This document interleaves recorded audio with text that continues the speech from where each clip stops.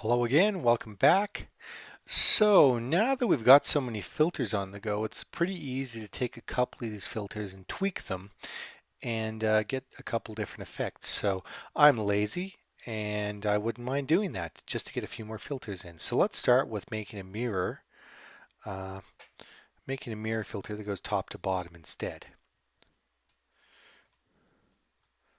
So for that one, we're going to call it mirror top bottom.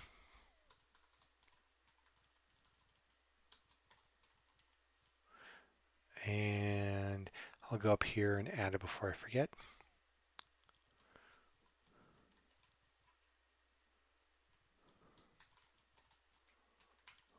Okay. And what will mirror top bottom do differently? Well, let's see. First of all, it doesn't have to go right left, so we'll just change this to an X, right? And instead, what it's going to do is grab a different Y pixel. So that should be as simple as grabbing the input height. So it'll be Y minus the input height, or the input height Y minus Y, minus 1 again, I believe is correct. Let's give that a quick run. And while that's compiling, what are we going to do next? We're going to also create, we already have dither 8 color and 8 color only. Let's do a 16 color variant of those two. Some of the times it's kind of a cool thing to do. Let's go mirror.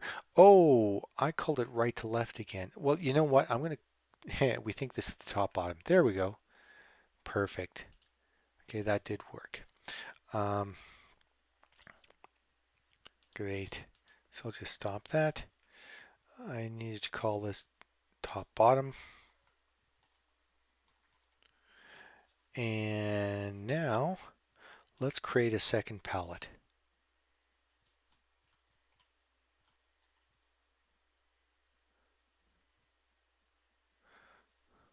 Called palette 16.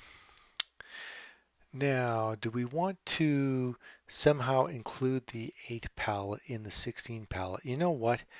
I think we'll just do this for now. Copy, paste.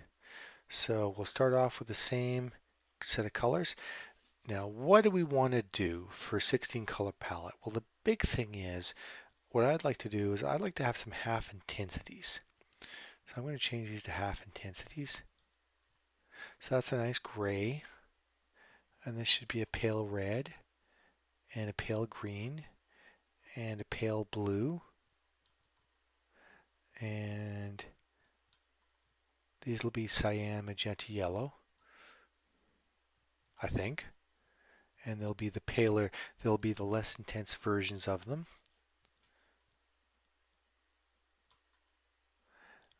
And for our 000, what do we want to do there? Well, I would say that some of the times we want yet another gray. So this is kind of an arbitrary decision. So I'm going to say we have that. Okay, so in our 16 color palette, we have a lot more colors to choose from. So let's create a 16 color filter. And this will be startling, absolutely startling. Can't expect any of this. All very surprising code. Right? Okay, simple as that. Except transform pixels, find closest match. Find closest match in what? In this 16 color palette. Not bad. Okay, so for dithering, and you know this isn't very like I don't need all those line breaks there. Feels like this is easy enough to read without the line breaks, so I'm just going to do this.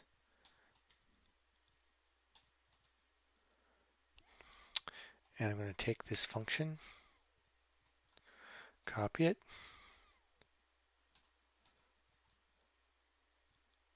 and create a dither 16 filter.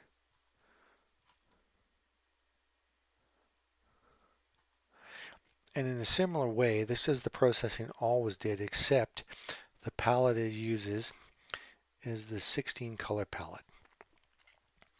Very nice. Okay, so let's go to the top, and we added a couple new things. We added color 16 filter,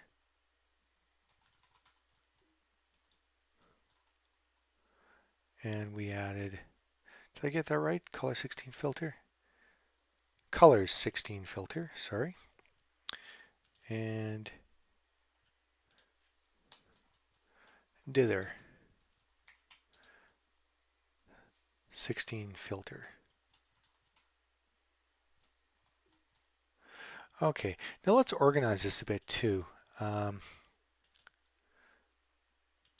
What did I do wrong? Oh, that's easy to fix. There we go.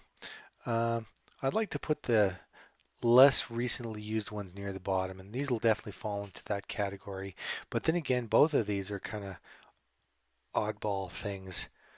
You know, a lot of people wouldn't even consider using them. So let's put them at the bottom.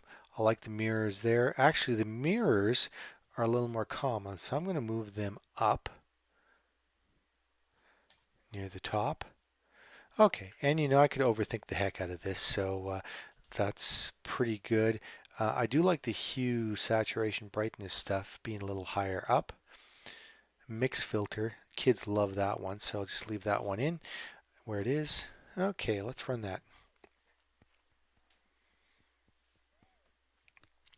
So we're expecting to see our list of filters, and we're now going to have a couple more color and dither filters that have a 16 color palette to them. So let's do a 16 color only. That's interesting. Not what I was expecting. So it's running because it is a long running filter. You know what? That's probably telling the truth. When we um, when we try to look at the exact color, there's not a lot of exact matches. So these are the closest things. Very weird. Okay, that tells us a lot about our picture. We got a little too much blue hair in there. It also tells us that in a 16 color palette, we don't have a lot of other skin tones. But regardless, let's take this, delete that, and let's make a 16 color dither. That looks interesting. And that's what I expected, that the 16 color dither, where it tries to mix colors together, will give us a better approximation of the original picture. Very 1980s.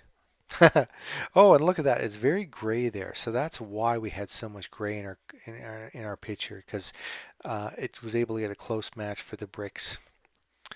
Very funny. Okay, so we got that. And if we did this right, we got a mirror top bottom. So we can go that. Yeah. And it has to reprocess because we didn't put anything in to say don't reprocess. Looks pretty good. I can move it around like I always could. I can hold down my option key and either zoom in or zoom out. That's what dithering is, in case you're ever want to see it. We're just, we're only using 16 colors, but we're putting those pixels side by side so that we get an approximation that's closer to the original color that we wanted. Just like a printing press would do. Okay, that is fun. Thank you very much, and I'll see you in the next video.